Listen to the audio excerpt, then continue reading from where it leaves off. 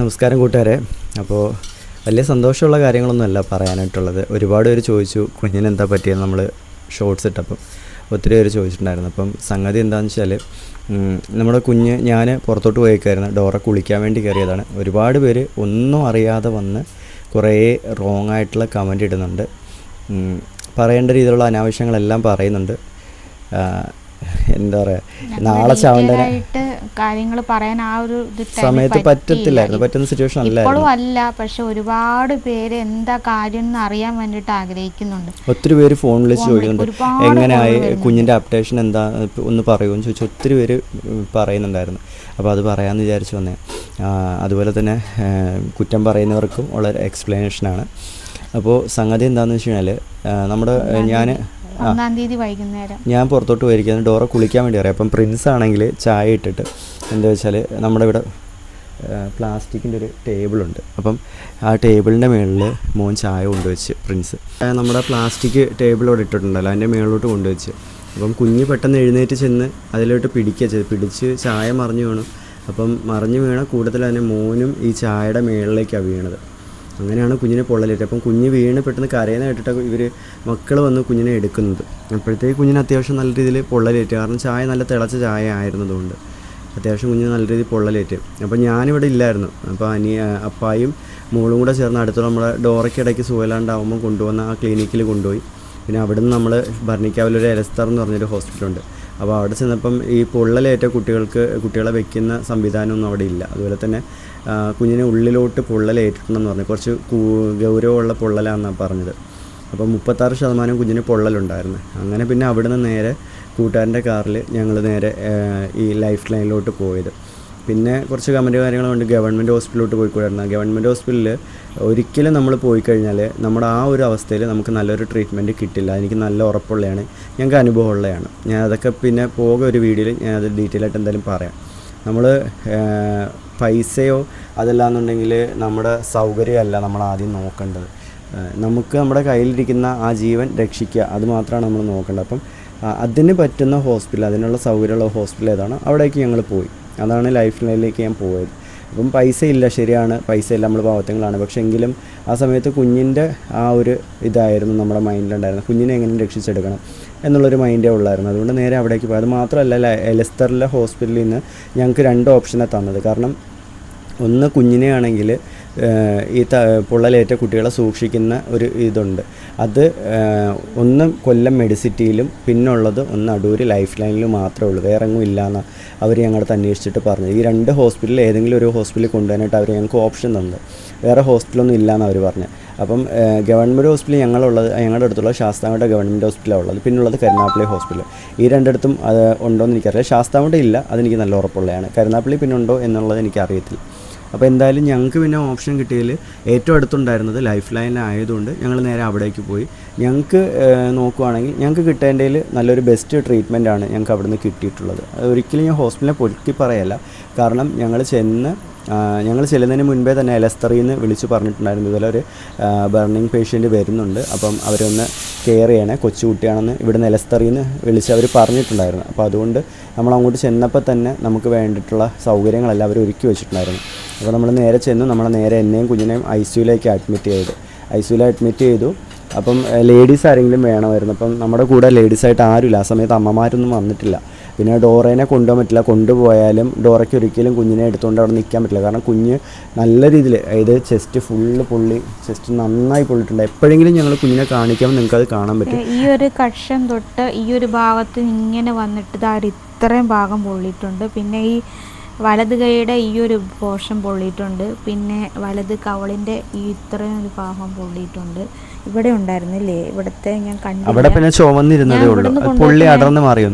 ഞാൻ ഇവിടുന്ന് പോയപ്പോൾ കുഞ്ഞ് കരഞ്ഞപ്പം പപ്പ വെള്ളമൊക്കെ ഒഴിച്ചു. അപ്പം ഞാൻ ഈ ഒരു ഭാഗത്തായിട്ട് ഒരു ഇത്തിരി തൊലി പോയത് മാത്രമേ ഞാൻ കണ്ടുള്ളൂ. പിന്നെ കുഞ്ഞിനെ ഞാൻ കണ്ടിട്ടില്ല. പക്ഷേ കുഞ്ഞിൻ്റെ വലത്തെ കവളിൽ ഈ ഭാഗത്തുനിന്ന് ഇവിടുന്ന് ഇത്രയും ഭാഗത്തുനിന്ന് തൊലി പോയായിരുന്നു. വലത്തെ കവള് കൺപോളയ്ക്ക് ഇവിടെ ഇങ്ങനെ പൊള്ളലിട്ടിട്ടുണ്ട്. പിന്നെ ഇവിടെ ഇങ്ങനെ മോനാണെങ്കിൽ പൊള്ളിയായിരുന്നു.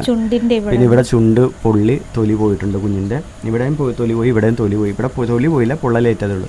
പിന്നെ കുഞ്ഞിൻ്റെ ചെസ്റ്റ് ഫുള്ള് ചെസ്റ്റും ഈ വലത്തെ കഷം വരെയും തൊലി പോയി. അതുപോലെ തന്നെ ഇവിടെ നിന്ന് ഇങ്ങനെ വയറ് ഇവിടെ ഇത്രയും ഭാഗം അതുപോലെ തന്നെ അരഭാഗം ഇവിടെയൊക്കെ മോന് പൊള്ളലേറ്റ് തൊലി പോയത്. അപ്പം കാലിലൊന്നും കുഴപ്പമില്ല. പിന്നെ ഈ കൈയുടെ ഈ ഭാഗം ഇവിടെ ഇത്രയും ഭാഗം ഇങ്ങനെ തൊലി പോയിട്ടുണ്ട്. അപ്പം നമുക്ക് ആ ഒരു സമയത്ത് ആ കുഞ്ഞിൻ്റെ ആ അവസ്ഥ ഉണ്ട്. അപ്പം നമുക്ക് കൊണ്ടുപോകാൻ പറ്റിയ ഓപ്ഷൻ അതായിരുന്നു. ഞങ്ങളത് അവിടേക്ക് കൊണ്ടുപോയി. ആ സമയത്ത് ഗവൺമെൻറ് പ്രൈവറ്റ് അല്ലെങ്കിൽ പൈസ ഇല്ല, ഞങ്ങളതൊന്നും നോക്കിയില്ല. അവിടെ ചെന്ന് കഴിഞ്ഞപ്പോഴാണ് കുഞ്ഞിന് സർജറി പറഞ്ഞത്. കൊളാജൻ എന്ന് പറഞ്ഞൊരു സർജറി. അതെന്ന് വെച്ചാൽ അത് ചെയ്ത് കഴിഞ്ഞാൽ കൊച്ചുകുട്ടിയല്ലേ, അപ്പം നമ്മൾ നോർമലായിട്ടൊരു ട്രീറ്റ്മെൻറ്റ് എടുക്കുന്നതിനേക്കാളും ബെസ്റ്റ് റിസൾട്ടായിരിക്കും അതിന് കിട്ടുന്നത്. സംഗതി എങ്ങനെയാണെന്ന് വെച്ചാൽ ഇൻഫെക്ഷൻ്റെ സാധ്യത ഒരുപാട് കുറവായിരിക്കും. ഇതെന്ന് വെച്ചാൽ കൊച്ചുകുട്ടി ആയതുകൊണ്ട് ആ ഒരു സർജറി ചെയ്യാതെ നമ്മൾ കുഞ്ഞിന് ട്രീറ്റ്മെൻറ്റ് എടുക്കുന്ന സമയത്ത് ഇൻഫെക്ഷൻ ഉണ്ടാകാനുള്ള സാധ്യത കൂടുതലാണ്. കൊച്ചുകുട്ടി ആയതുകൊണ്ട് തന്നെ എന്തെങ്കിലുമൊക്കെ രീതിയിൽ ഇൻഫെക്ഷൻ മുറിവിനുണ്ടാവില്ല. കാരണം ചെസ്റ്റിലൊക്കെ അത്രയും നല്ല മുറിവുണ്ട്. ചെസ്റ്റ് നന്നായി ചെസ്റ്റ് ഫുള്ള് പോയി എന്ന് വേണമെങ്കിൽ പറയാം. എനിക്ക് തോന്നുന്നൊരു 90% ചെസ്റ്റ് പൊള്ളിയിട്ടുണ്ട്. 36% കുട്ടിക്ക് ഇത് പറഞ്ഞേക്കുന്നത്, പൊള്ളലിൻ്റെ ഇത് പറഞ്ഞേക്കുന്നത്. അപ്പം അത്രയും നിങ്ങളൊന്ന് ആലോചിച്ച് നോക്ക്. അപ്പോൾ അതുകൊണ്ട് തന്നെ നേരെ ഞങ്ങൾ ചെന്ന് ICUവിൽ അഡ്മിറ്റായി. അതിനുശേഷം അവർ സർജറിയുടെ കാര്യങ്ങളൊക്കെ പറഞ്ഞപ്പം സർജറിക്ക് വേണ്ടി മാത്രം അവർ പറഞ്ഞ 30,000 രൂപയാവും, ചിലപ്പോൾ 30,000 രൂപയ്ക്ക് മുകളിൽ പോവും. അപ്പം അതങ്ങനെ പറഞ്ഞപ്പോഴാണ് നമുക്ക് കൂടുതലും ടെൻഷനായി. കാരണം ആ സമയത്ത് എൻ്റെ കയ്യിൽ 1200 1300 എങ്ങാണ്ട് ആ സമയത്ത് എൻ്റെ കയ്യിൽ ഇരിപ്പുള്ളൂ. അപ്പം തീരെ നമ്മുടെ കയ്യിൽ ഒന്നും പൈസ ഇല്ലാത്തൊരു സമയം. കാരണം ആ മാസം തന്നെ, ഇത് ഏപ്രിൽ മാസത്തിലൊക്കെ അത്യാവശ്യം നമുക്ക് നല്ല ചിലവുണ്ടായിരുന്നു. കുഞ്ഞിന് ഹോസ്പിറ്റലായി, പിന്നെ വീട് പണിയും കാര്യങ്ങൾ. അപ്പോൾ നമ്മുടെ കയ്യിൽ നിസ്സാരം തുക മാത്രമേ കയ്യിലിരിപ്പുള്ളൂ. അതുകൂടാതെ അന്ന് രാവിലെ എന്നെയും കൊണ്ട് ഹോസ്പിറ്റലിൽ പോയിട്ട് ബ്ലഡ് ടെസ്റ്റും കാര്യങ്ങളും ചെയ്തിട്ട് അന്ന് വൈകുന്നേരം ഇവളെ ഡോക്ടറെ കാണിക്കാൻ ബുക്ക് ചെയ്ത് പോകാൻ വേണ്ടി ഞങ്ങൾ ഇരിക്കുമായിരുന്നു. അപ്പോഴാണ് അന്ന് വൈകിട്ടാണ് കുഞ്ഞിനിങ്ങനെ ആവുന്നത്. അപ്പം നമ്മൾ ആ സമയത്ത് അവിടെ ചെന്ന് ഇത്രയും കാര്യങ്ങൾ പറഞ്ഞു. എന്നിട്ട് പിന്നെ അടുത്ത് പറഞ്ഞു, പിന്നെ ICUവിലാണ്. പിന്നെ റൂമിലൊക്കെ കയറുമ്പം റൂമിലൊക്കെ മാറ്റുന്ന സമയത്ത് അതിൻ്റെത്, പിന്നെ മെഡിസിൻസും ഡോക്ടേഴ്സിൻ്റെ ഫീ അങ്ങനെയൊക്കെ നോക്കുമ്പോഴത്തേ അത്യാവശ്യം ഒരു ചെറിയ തുക എന്തായാലും വരും. അപ്പം നിങ്ങളെന്തായാലും പൈസ കരുതി വെച്ചോ എന്ന് എൻ്റെ അടുത്ത് പറഞ്ഞു. പിന്നെ രാവിലെ 6 മണിക്കായിരുന്നു ഞങ്ങൾക്ക് സർജറി ടൈം പറഞ്ഞിട്ടുണ്ടായിരുന്നത്. അപ്പം സത്യത്തിൽ 6 മണി എന്ന് പറയുന്നത് 6 മണി തൊട്ട് 12 മണി വരെ കുഞ്ഞിനൊന്നും കൊടുക്കാൻ പാടില്ല, അതായിരുന്നു ഇവർ പറഞ്ഞത്. പക്ഷേ ആ വെപ്രാളത്തിനിടയ്ക്ക് എനിക്കൊന്നും ഓർമ്മയില്ല. അപ്പം എന്നോട് ഇങ്ങനെ 6 മണി എന്ന് പറഞ്ഞപ്പോൾ 6 മണിക്ക് സർജറി, എൻ്റെ മൈൻഡിൽ അതായിരുന്നു. ഞാൻ മാത്രമേ ഉള്ളായിരുന്നു ആ സമയത്ത്. അപ്പോൾ നമ്മൾ ആ ഒരു സർജറിയുടെ കാര്യങ്ങളും ആ ഒരു എമൗണ്ടൊക്കെ പറഞ്ഞപ്പോൾ അത്രയും ഇല്ലാത്തത് കൊണ്ടാണ് നമ്മൾ സഹായം ചോദിച്ച് വീഡിയോ ഇട്ടത്. പക്ഷേ അതിനിടയ്ക്കും വന്നു കുറേയധികം നെഗറ്റീവ് കമൻറ്റുകൾ. അഭിനയിക്കുകയാണ്, 1 വയസ്സുള്ള കുഞ്ഞിന് പൊള്ളലേറ്റു എന്ന് പറഞ്ഞിട്ട് ഈ 3 ഹോസ്പിറ്റലിൽ ഞാൻ ഓടി നടന്ന് ഡ്രാമ കാണിക്കേണ്ട ആവശ്യമൊന്നുമില്ല. പറയുന്നവരെന്തായാലും പറയുന്നത്, നാളെ ചാവേണ്ടവനെ ഇന്നേ കൊല്ലുന്ന കുറച്ച് ടീംസ് ഉണ്ടെന്നുള്ളത് എനിക്ക് അതോടുകൂടി മനസ്സിലായി. പിന്നെ ഒരിക്കലും നമ്മുടെ കുഞ്ഞിനെ ഇന്നത് പറ്റട്ടെ, എന്നാൽ പൊള്ളട്ടെ, അല്ലെങ്കിൽ എന്തെങ്കിലും അസുഖം വരട്ടെ നമ്മളെ മാതാപിതാക്കൾ ഒരിക്കലും ആഗ്രഹിക്കത്തില്ല. അതുപോലെ തന്നെ ഞങ്ങൾ വന്ന വഴിയിലല്ല ഞങ്ങളുടെ കുഞ്ഞിനെ കൊണ്ടുപോയിക്കൊണ്ടിരിക്കുന്നത്. ഈ എന്താ പറയുന്നത്, എത്ര നന്നായി കെയർ ചെയ്ത് കുട്ടികളെ നോക്കിയാലും ഒരു മൂക്കിപ്പനിയെങ്കിലും വരാത്ത കുട്ടികൾ ചുരുക്കമാണ്. എന്നുവെച്ചാൽ നമ്മളൊരിക്കലും ന്യായീകരിക്കുകയല്ല, പറയുകയാണ്, നോർമലി നമ്മൾ പറയുകയാണ്. അപ്പം ഒരിക്കലും അത് മാതാപിതാക്കളുടെ കഴിവുകേട് കൊണ്ടോ അല്ലെങ്കിൽ അവർക്ക് ജനിപ്പിച്ചിട്ട് കുഞ്ഞിനെ നോക്കാൻ പറ്റാത്തതിൻ്റെ കഴിവുകേട് കൊണ്ടല്ല. ഡോറയ്ക്ക് ഒരാൾ കമൻറ്റ് ഇടുകയല്ല, മെസ്സേജ് അയക്കുകയാണ്. കുഞ്ഞിനെ നോക്കാൻ വയ്യെങ്കിൽ അനാഥാലയത്തിൽ കൊണ്ടു കൊടുക്കണം, അതല്ലെങ്കിൽ വളർത്താൻ അറിയാവുന്ന മാതാപിതാക്കളുടെ കയ്യിൽ കൊണ്ടു കൊടുക്കണം. ഇങ്ങനെ റീൽസ് ചെയ്ത് നടക്കാനും വീഡിയോ അപ്ലോഡ് ചെയ്യാനൊക്കെ സമയമുണ്ട്, കുഞ്ഞിനെ നോക്കാൻ സമയമില്ല. എൻ്റെ കുഞ്ഞിന് ഞങ്ങൾ കരഞ്ഞ്, ഞങ്ങൾ ഫാമിലി ഫുള്ള് അമ്മമാരായാലും ഞങ്ങളായാലും അത്രയും കരഞ്ഞ് വിഷമിച്ച് ഇരിക്കുന്നൊരവസ്ഥയിൽ എലസ്റ്ററിൽ ഞാൻ ചെല്ലുന്ന സമയത്ത്, എൻ്റെ കുഞ്ഞിനെ കൊണ്ട് ഞാൻ ചെല്ലുന്ന സമയത്ത് ടേബിളിൽ കുഞ്ഞിനെ കിടത്തിയിട്ട് 4 പേരാണ് കുഞ്ഞിനെ പിടിച്ചിരുന്നത്. കാരണം കുഞ്ഞ് പുള്ളി, അവൻ അത്രയും ആ വേദന അവന് സഹിക്കാൻ പറ്റുന്നില്ല. അവൻ ആ സമയം 1 വയസ്സുള്ള കുഞ്ഞെന്ന് പറയുമ്പോൾ അറിയാലോ. അപ്പം ഞാൻ അവിടെ നിന്നുകൊണ്ട് കുഞ്ഞിൻ്റെ വെപ്രാളം കാര്യങ്ങൾ കണ്ടിട്ട് ഞാനവിടെ മാറിയിരുന്ന് കരഞ്ഞുകൊണ്ടിരിക്കുക. എനിക്ക് അത്രയും താങ്ങാൻ പറ്റാണ്ട് ഞാൻ മാറിയിരുന്ന് കരഞ്ഞുകൊണ്ടിരിക്കുകയാണ്. അപ്പം നിങ്ങളൊന്ന് ആലോചിച്ച് നോക്കി. അതുപോലെ തന്നെ ഞങ്ങൾ ലൈഫ് ലൈനിൽ ചെന്നിട്ട് എൻ്റെ കൂടെ നിൽക്കാൻ ആരുമില്ല. ലേഡീസിനെ മാത്രമേ ആ വാർഡിൽ നിർത്തത്തുള്ളൂ. അതായത് ICUവിനകത്ത് കുട്ടികളുടെ ICU ആണ്. അപ്പോൾ ഫീഡ് ചെയ്യാനൊക്കെ ഓരോ അമ്മമാരുണ്ട് അവിടെ. ലേഡീസിനെ മാത്രമേ നിർത്തത്തുള്ളൂ. എന്നിട്ടും ഞാൻ എൻ്റെ കുഞ്ഞുമായിട്ട് ഞാൻ ആ വാർഡിൽ തന്നെ ഞാൻ നിന്നു. എന്നുവെച്ചാൽ അത്രയും നമുക്ക് ആ ഒരു സിറ്റുവേഷൻ എന്ന് പറയുന്നത് ഒരിക്കലും അത് പുറത്ത് എങ്ങനെ പ്രകടിപ്പിക്കാൻ പറ്റുമോ നമുക്കറിയില്ല. രാത്രി ഒരുപോലെ കണ്ണടച്ചിട്ടില്ല. കാരണം എൻ്റെ കുഞ്ഞാണെങ്കിൽ വേദനയ്ക്കുള്ള മരുന്ന് കൊടുക്കുമ്പോൾ മാത്രം ആ ഒരു വെപ്രാളം കാര്യങ്ങൾ മാറും.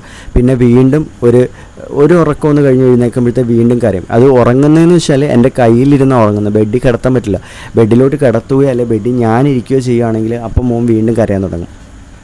എനിക്കൊന്ന് കസേരയിലോ അല്ലെ കട്ടിലയിലോ ഒന്നും ഇരിക്കാൻ പറ്റില്ല. ഞാൻ ആ രാത്രി മൊത്തം കുഞ്ഞുമായിട്ട് ആ ഹാളിൽ അങ്ങോട്ടും ഇങ്ങോട്ടും നടന്നാണ് ഞാൻ ആ നേരം ഒന്ന് വെളുപ്പിച്ചത്. എന്നിട്ട് നേരം വെളുപ്പിച്ച് കഴിഞ്ഞും 12 മണി വരെ ഓപ്പറേഷൻ തിയേറ്ററിൽ ഞങ്ങളെ കയറ്റി മോനെ അനസ്തേഷ്യ കൊടുത്തത് 12 മണി കഴിഞ്ഞിട്ട്. ആ 12 മണി വരെയും ഞാൻ തലേ ദിവസം 8 മണിക്ക് 7 മണി ആയപ്പോൾ എൻ്റെ കുഞ്ഞിനെ എൻ്റെ കൈ കിട്ടുന്ന 7 മണിക്ക് എൻ്റെ കുഞ്ഞിനെ എൻ്റെ കൈ കിട്ടി. ആ 7 മണി തൊട്ട് പിറ്റേ ദിവസം 12 മണി വരെയും എൻ്റെ കുഞ്ഞിൻ്റെ കയ്യിലായിരുന്നു. ഒന്ന് ഞാൻ ഭക്ഷണം കഴിച്ചിട്ടില്ല, വെള്ളം കുടിക്കാൻ പറ്റിയില്ല, ഇരിക്കാൻ പറ്റിയില്ല, നിൽക്കാൻ പറ്റിയില്ല. എന്നുവെച്ചാൽ ഇങ്ങനെ നടക്കുകയാണ്, അങ്ങോട്ട് പോകും കുഞ്ഞുമായിട്ട്, തിരിച്ച് വീണ്ടും വരും ഇങ്ങോട്ട്. എന്നുവെച്ചാൽ ഒന്നും ഞാൻ എവിടെയെങ്കിലും നിന്ന് കഴിഞ്ഞാൽ പോലും എനിക്ക് പറ്റില്ല.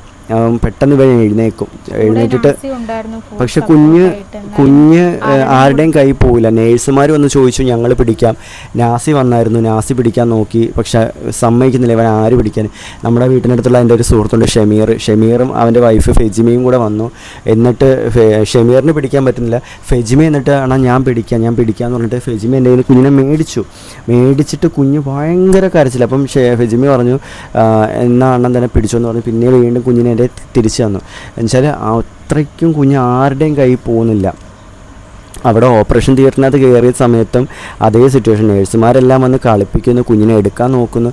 നേഴ്സുമാർ അടുത്തോട്ട് വരുമ്പോൾ എനിക്കൊന്ന് ഇവന് വേദനിച്ചിട്ട് പേടി തട്ടിയാണോ എനിക്കറിയില്ല.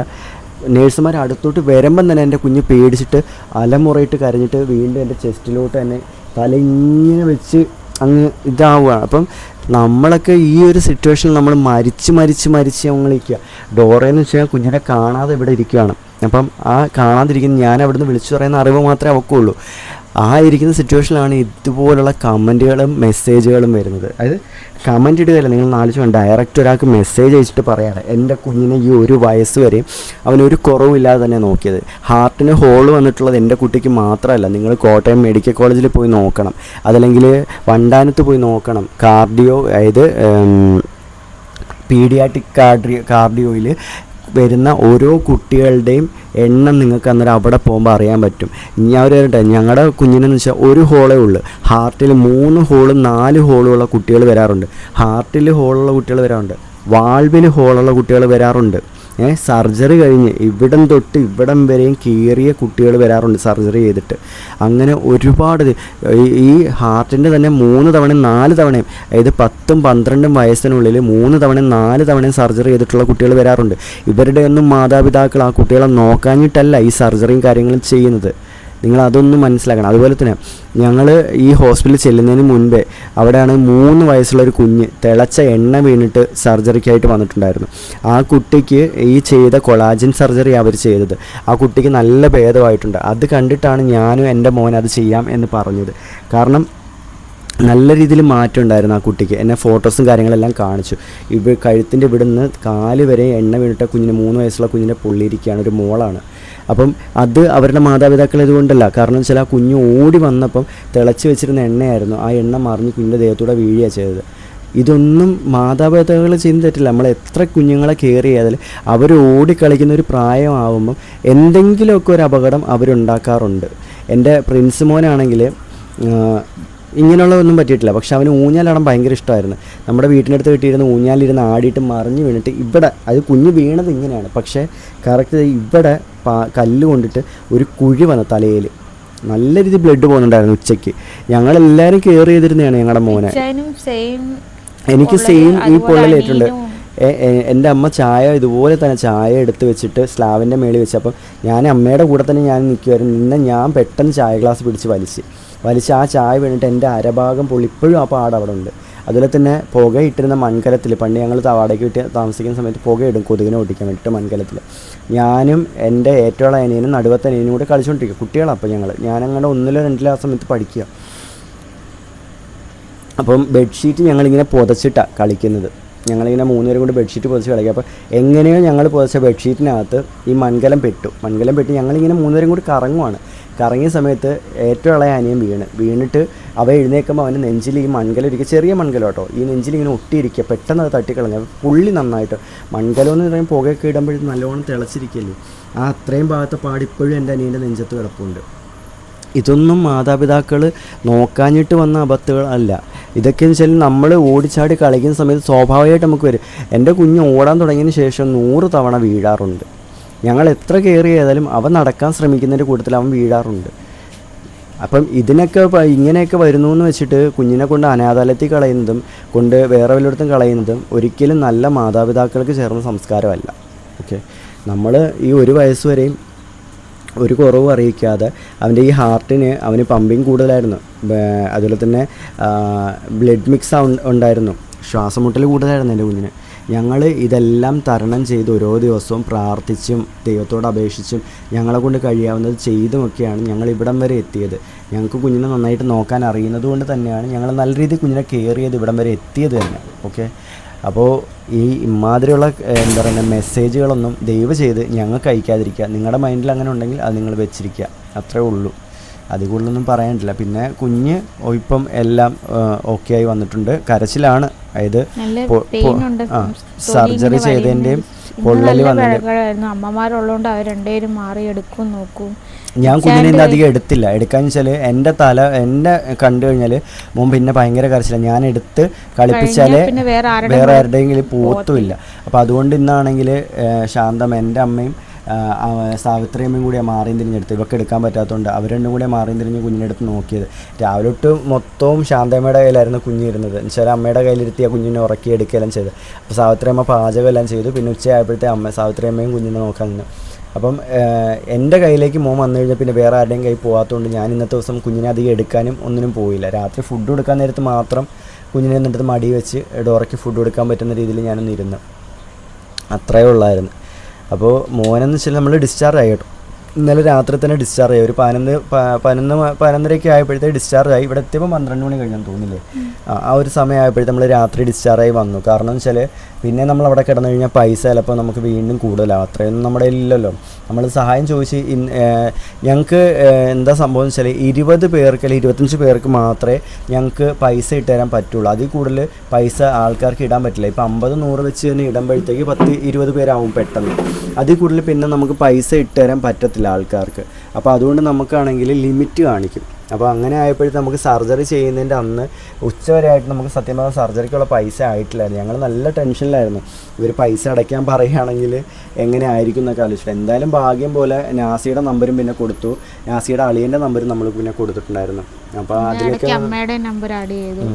എന്തായാലും അതിലേക്കൊക്കെ വന്ന് പൈസ ഉണ്ടായിരുന്നത് കൊണ്ട് പിന്നെ നമ്മളാണെങ്കിൽ ബില്ലും കാര്യങ്ങളൊക്കെ നമുക്ക് എന്തായാലും പേ ചെയ്യാനായിട്ട് പറ്റി നമ്മൾ ബില്ലെല്ലാം അടച്ചു. രാത്രി ആയപ്പോഴത്തെ വീട്ടിൽ വന്നു. ഇപ്പം കുഞ്ഞിൻ്റെ അവസ്ഥ എങ്ങനെയാണെന്ന് വെച്ചാൽ മോന് നല്ല കരച്ചിലും നല്ല വേദനയുണ്ട്. അതുപോലെ തന്നെ ഇടയ്ക്ക് ബ്ലഡും പൊടിയുന്നുണ്ട്. അവന് ആ നോർമലി ഇങ്ങനെയൊക്കെ കുത്തി എഴുന്നേക്കുക, മറിയുക. ഇവിടുത്തെ അത് മൊത്തം പൊളിഞ്ഞിട്ട് ഇപ്പം അവിടെ നിന്ന് ബ്ലീഡിങ് പോലെ. ഓയിൽമെൻ്റ് ഒക്കെ ഉണ്ട്, മെഡിസിൻ, വേദനയുടെയൊക്കെ മെഡിസിൻ, ആൻറ്റിബയോട്ടിക് ഉണ്ട്, എല്ലാം ഉണ്ട്. ടെമ്പറേച്ചർ കൂടുതൽ അതിനുള്ള മരുന്നും കാര്യങ്ങളെല്ലാം കൊടുക്കുന്നുണ്ട്. അപ്പോൾ ഇതാണ് മോൻ്റെ ഒരു അപ്ഡേഷൻ. നമ്മളിത് പറയണമെന്ന് വിചാരിച്ചിരുന്നത്, പക്ഷേ പലരെയും കമൻറ്റ് കണ്ടിട്ട് നമുക്ക് സഹിക്കാൻ വയ്യാതായപ്പോഴും നമ്മളിത് പറയുന്നത്. രാത്രി ഇപ്പോൾ എടുക്കുന്ന ആ വീഡിയോ രാവിലെ എന്തായാലും അപ്ലോഡ് ചെയ്യത്തുള്ളൂ. അപ്പോൾ ഇതാണ് മോൻ്റെ അപ്ഡേഷൻ. ഇതൊന്ന് പറയാനായിട്ട് വന്നതാണ്.